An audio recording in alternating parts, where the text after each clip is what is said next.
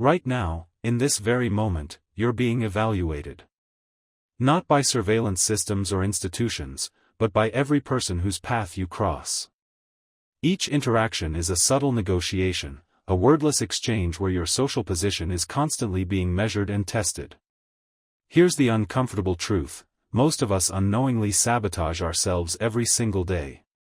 We've been conditioned to believe that openness equals authenticity, that sharing everything makes us relatable.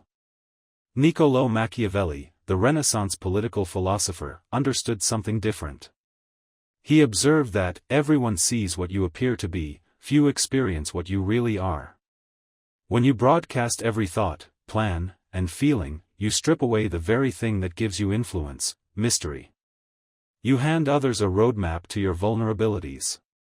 Today, we're examining 9 behaviors that quietly drain your power. Some you'll recognize immediately. Others might surprise you. They're things you've been told are virtues. This isn't about manipulation or cruelty. It's about reclaiming autonomy in a world that constantly demands access to your inner life. 1. Guard your intentions like classified information. There's an addictive quality to announcing your goals.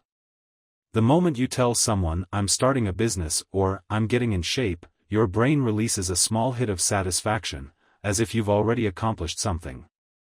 But you haven't. You've just given away strategic advantage. When you telegraph your plans, 3 things happen. First, you satisfy the reward center of your brain prematurely, weakening your actual motivation. Second, you invite skepticism and sometimes unconscious sabotage from others. Third, you lose the element of surprise. Robert Greene, who extensively studied Machiavelli's principles, noted that concealing your intentions prevents others from preparing defenses against you. Consider this alternative: work in quiet determination. Let your transformation speak for itself. There's immense psychological impact when someone disappears from view and returns fundamentally changed: new skills acquired, major goals achieved, life restructured. The lion doesn't announce the hunt. It appears with the prize. 2. Carry your burdens privately. We live in a culture obsessed with venting. Social media has normalized the public complaint about bosses, relationships, exhaustion, injustice. Here's what complaint actually broadcasts: "I am not in control of my circumstances." Niccolò Machiavelli observed that people instinctively gravitate toward strength and recoil from weakness. When you consistently air grievances, you become associated with defeat. People may offer sympathy, but they're simultaneously marking you as someone who lacks agency. This doesn't mean suppressing genuine emotion until you break. It means being selective about your audience. Process difficulties with a therapist, trusted mentor, or close confidant, not your colleagues or casual acquaintances. To the wider world, maintain what the Italians call sprezzatura, a studied nonchalance, the art of making difficulty appear effortless. When someone asks how you're doing, a simple "making progress" or "moving forward" conveys resilience without detail. 3. Master your emotional responses. There's a critical distinction between anger as an emotion and aggression as a calculated tool. When you lose composure, snapping at service workers, engaging in public arguments, displaying road rage, you're not demonstrating strength. You're revealing exactly how easily you can be controlled. If a stranger can hijack your nervous system with a minor provocation, you're not free. You're predictable. Machiavelli advised that a leader should inspire respect, even fear when necessary, but never contempt. Nothing breeds contempt faster than inability to regulate yourself. Every outburst shows your opponents where your buttons are located. Strategic adversaries will catalog this information and use it to destabilize you later. Consider the difference: a manager who screams when frustrated versus one who becomes very still and quiet. Which is more intimidating? The person who shouts is theatrical. The person who goes silent is genuinely dangerous. Cultivate the pause. When rage rises, that's your signal to freeze. Let silence do the work. The other person expects escalation. When you deny them that satisfaction, they're left grasping at air. 4. Reserve apologies for real transgressions. We've developed a reflexive habit of apologizing for our mere existence. Sorry to bother you. I'm sorry, but I disagree. Sorry I'm late. Each unnecessary apology is a submission signal. It communicates, I'm aware I'm beneath you in the social hierarchy. Machiavelli understood that leaders must project capability. While everyone makes mistakes, apologies should be reserved for genuine wrongdoing. Try this linguistic shift: instead of, sorry I'm late, say, thank you for your patience.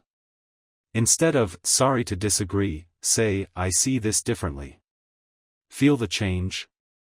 One position is defensive, the other is neutral observation of reality.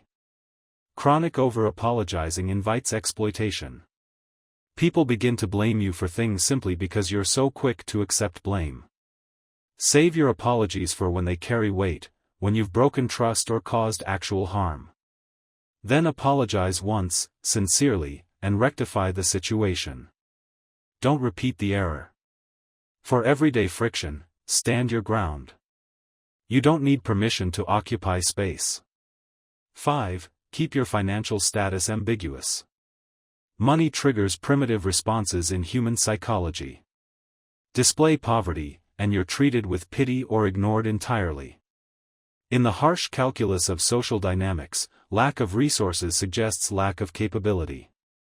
People unconsciously distance themselves from failure as if it's contagious. Display wealth, and you trigger envy, one of the most corrosive and dangerous emotions. As Machiavelli noted, there's no greater danger than outshining those around you. When you flash expensive possessions, you're not inspiring admiration. You're creating resentment. You're reminding people of what they lack, and eventually, they'll resent you for it. Authentic wealth is understated.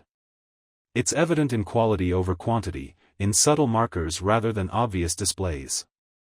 Make your financial situation opaque. Let people wonder. If you're struggling, maintain clean presentation and organized appearance, not poverty, but strategic repositioning. If you're thriving, appear comfortable but not ostentatious.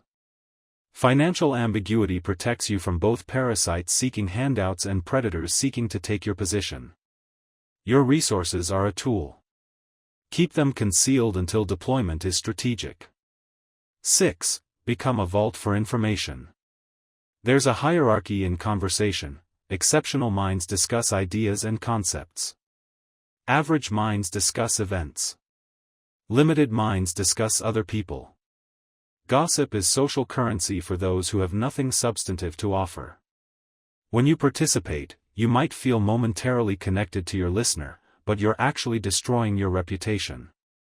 Think about it: when someone shares another person's secrets with you, what's your immediate thought? If they'll talk about others to me, they'll talk about me to others.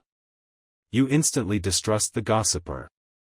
Machiavelli warned that a prince must avoid being despised. Being known as a rumor spreader makes you precisely that: petty, untrustworthy, malicious. Moreover, information is power. When you gossip, you're leaking strategic intelligence for nothing in return. The sophisticated approach: listen to gossip without contributing. Become a repository of information. Let people share everything with you, then reveal nothing in return. This creates asymmetric power. People know you possess their secrets but don't know if you've shared them. That uncertainty gives you influence. Never publicly criticize enemies. It reveals they've wounded you. If you must counter an adversary, do it through action, so quietly they never trace it back to you. 7. Let your actions speak your philosophy. Marcus Aurelius wrote, "Waste no more time arguing what a good man should be. Be one." When we discover transformative ideas, new disciplines, philosophies, belief systems, there's a temptation to evangelize. We want to convert others at dinner parties, prove we're right, justify our choices. Resist this urge. First, it's insufferable. Nobody enjoys being lectured. Second, it creates a trap. The moment you announce your code, "I never lie, I always wake at 5 a.m., I'm committed to X principle," the world watches for your inevitable slip. And when you falter, they'll call you a hypocrite. By verbalizing your standards, you hand people a measuring stick to judge you by. Machiavelli advised appearing to hold certain values while maintaining practical flexibility. When you rigidly announce your framework, you lose adaptability. Instead, embody your philosophy. Live it so thoroughly that people notice and ask questions. Let your consistency spark curiosity. Your life itself is the strongest argument for your principles, not your explanation of them. 8. Eliminate the need for external validation. This is the root pattern beneath all the others, the desperate hunger to be told, "You're doing well." We're conditioned from childhood to seek approval from authority figures. We perform for rewards. But sovereign adults must transcend this programming. When you fish for compliments, check if people are laughing at your jokes, or adjust your opinions to match the group. You're handing over your autonomy. You're saying, "My self-worth is in your hands." Machiavelli recognized that true leaders are self-contained. They seek counsel but make independent decisions. They don't require permission from the crowd. When you stop seeking approval, something interesting happens, others begin seeking yours. Validation creates a status hierarchy. The person seeking it occupies the lower position. The person granting it holds the higher ground.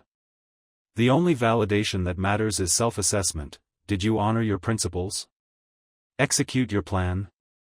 Control your responses? If yes, external applause is irrelevant. If no, external applause is meaningless noise. Become immune to both praise and criticism.